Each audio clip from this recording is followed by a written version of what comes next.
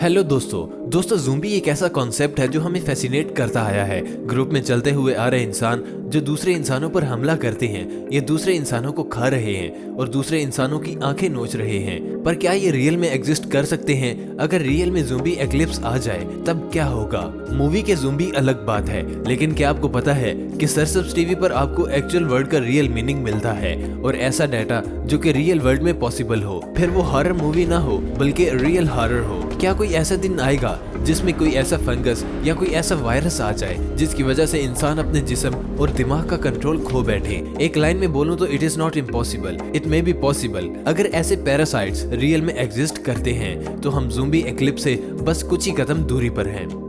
Scientist की कुछ ऐसी स्टडीज से हमें कुछ ऐसे फंगस के बारे में पता चला है जो कि एक जिंदा जानवर को एक अधमरा गुलाम बना देता है, जो कि इसी फंगस के कंट्रोल में होता है। इसमें दुनिया का सबसे खतरनाक माइंड कंट्रोलिंग फंगस है ओफियोकार्डिसेप्स यूनिलैटरलिस। दुनिया की हर चीज की तरह ये इसका साइंटिफिक नेम है और इसे कॉमनली ज़ूम्बी फंगस के नाम से भी जाना जाता है। जब चींटियां इधर से उधर घूमती हैं तब वो खाने को सर्च कर रही होती हैं और खाने के बीच में अगर ये चींटियां ज़ूम्बी का एक पार्ट भी ले लें और ये जब चींटियों के अंदर जाता है तो ये अपने आप से ही मल्टीप्लाई करना शुरू कर देता है। चींटियों के जिस्म के साथ साथ इनके दिमाग को भी इन्फेक्ट करता है और दिमाग को कंट्रोल करना शुरू कर देता है। चींटियों के दिमाग को अपने हिसाब से कंट्रोल करना शुरू करता है और उनसे कई ऐसे काम करवाता है जिससे वो आखिरकार मर जाती हैं। चींटियों के मरने के बाद उनके जिस्म से बाहर निकल के अपने आप को फैलाने लग जाता है और अपने आप को एनवायरनमेंट में फैलाते रहता है, फिर किसी और चींटी पर हमला करता है और ऐसा करते करते अपनी पॉपुलेशन बढ़ाते रहता है। इस रियल लाइफ सिचुएशन को देखकर हमें रियल लाइफ नेचर का आइडिया मिलता है और ये भी जानने को मिलता है कि सच में ऐसा मॉडल इस नेचर में एग्जिस्ट करता है जिसमें एक वायरस, फंगस या पैथोजन दूसरे ऑर्गेनिज्म पर हमला करके इसे कंट्रोल करता है। मतलब ये एक सिर्फ कॉन्सेप्ट नहीं है बल्कि रियलिटी है अगर हम इस नेचर को देखें तो।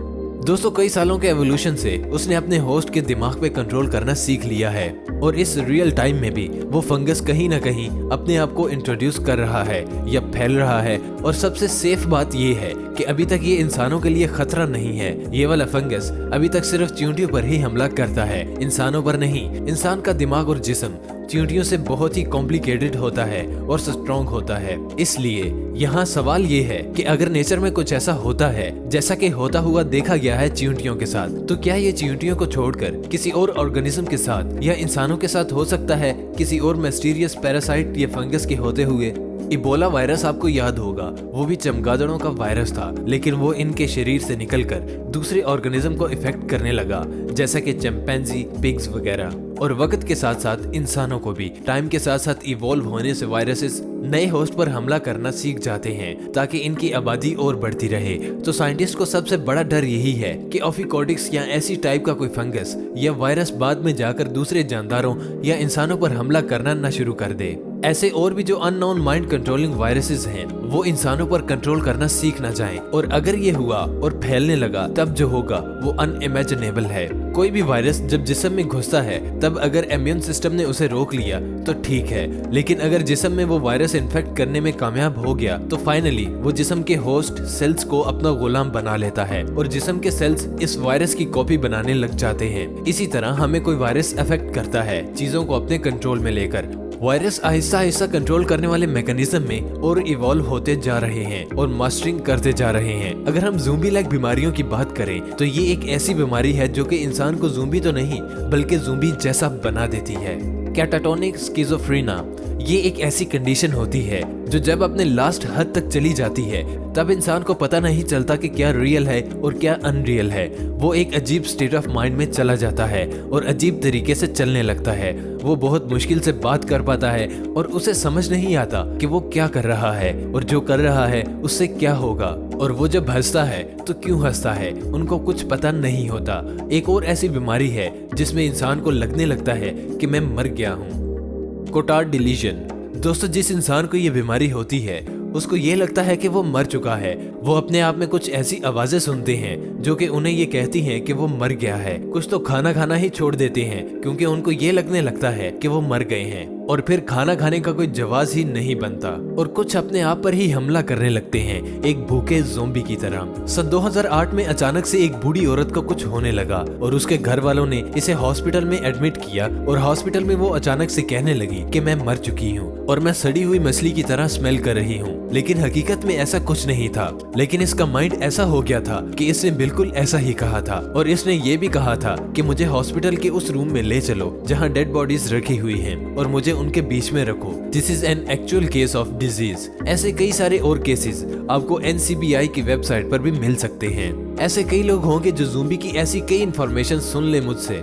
वो लोग जो प्योर साइंस को मानते हैं वो अब भी नहीं मानेंगे क्योंकि उनको ये लगता है कि साइंस ने सब कुछ जान लिया है। तो पूरी साइंस पर बिलीव करने वाले लोग द लैंसेट, जो कि 1823 से चलती आ रही है और एक वेल रिस्पेक्टेड मेडिकल जर्नल है, उन्होंने अपनी वेबसाइट पर यह स्टडी डॉक्यूमेंट पोस्ट किया था, clinical finding in 3 cases of zombification. सन 1997 के एक आर्टिकल में 3 ज़ोंबी की स्टडी के बारे में बताया गया था और इस स्टडी में भी ऐसी बीमारी का जिक्र है जिसके बारे में आपने अभी जाना है। जो साइंटिस्ट ह्यूमन बिहेवियर की स्टडी करते हैं उन्होंने इंसानों के अंदर एक ऐसे मिस्टीरियस बिहेवियर का पता किया है जिसका नाम है रनिंग एमक। और विकिपीडिया में आप इस बिहेवियर की ऑफिशियल डेफिनेशन पढ़ोगे तो आपको दिखेगा, running amok is used to refer the behaviour of someone who in the grip of strong emotions obtains a weapon and begin attacking people indiscriminately, often with multiple fatalities। यानी कि इसमें इंसान दूसरों पर अटैक करने लगता है। जब ये बिहेवियर बहुत लोगों में पाया गया तब 1849 में इसको ऑफिशियली एक दिमागी बीमारी के रूप में क्लासिफाई कर दिया गया।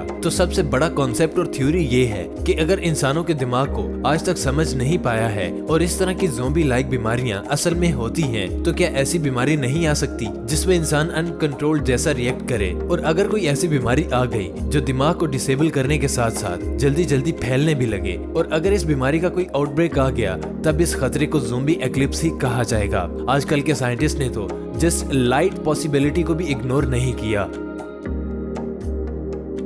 ये रिपोर्ट तो देखें कि अगर ज़ोंबी वायरस पैदा होता है और फैल जाता है तो इसके लिए क्या क्या कुछ किया जा सकता है, लेकिन शायद ही हमने कुछ ऐसी तैयारी कर रखी हो। कुदरत हमेशा नए नए वायरस बैक्टीरियाज बनाती रहती है। अभी इस वक्त भी इन्वायरमेंट में कुछ नए वायरसेस या बैक्टीरियाज बन रहे हैं और वो नेचर में इवॉल्व हो रहे हैं कि कब कैसा वायरस आ जाए कोई पता नहीं है। और अगर कोई वायरस इंसान के दिमाग पर कंट्रोल करने में कामयाब हो गया तब उस इंसान के एक्शंस उसकी इंटेंशन से नहीं मिल पाएंगे। मतलब ये जो दौड़ते हुए ज़ोंबीज आप देख रहे हो ये अंदर से पूरी तरह से अवेयर होंगे कि मैं क्या कर रहा हूँ, लेकिन वो अपने आप पे कंट्रोल नहीं कर पाएंगे और अंदर ही अंदर रो रहे होंगे कि मैं क्या कर रहा हूँ, अपने ही फैमिली मेंबर्स को मार रहा हूँ, लेकिन वो कंट्रोल नहीं कर पाएंगे अपने भारी एक्शंस और अपने चेहरे के इमोशंस को। और वो क्या कह रहे हैं और वो क्या कर रहे हैं, क्यों कर रहे हैं, कैसे कर रहे हैं, सबका कंट्रोल खो बैठेगा। हर इंसान अपनी मर्जी से जीना चाहता है, कहीं ऐसा ना हो जाए कि कोई ऐसी लहर आए जो कि मर्जी को ही खत्म कर डाले। हम बहसीयत इंसान ये उम्मीद तो नहीं करते कि कोई ऐसी चीज आए, but we are not sure it is possible to. तो दोस्तों आपको आज की वीडियो कैसी लगी? वीडियो पसंद आए तो इसे लाइक और अपने दोस्तों के साथ शेयर जरूर करें और मजीद अच्छी वीडियोस देखने के लिए YouTube के इस मुनफरिद चैनल सरसब्ज टीवी को सब्सक्राइब जरूर कर लीजिएगा। तो मिलेंगे दोस्तों आपसे नेक्स्ट वीडियो में, तब तक के लिए अपना और अपने प्यारों का बहुत सा ख्याल रखिएगा। अल्लाह निगहबान।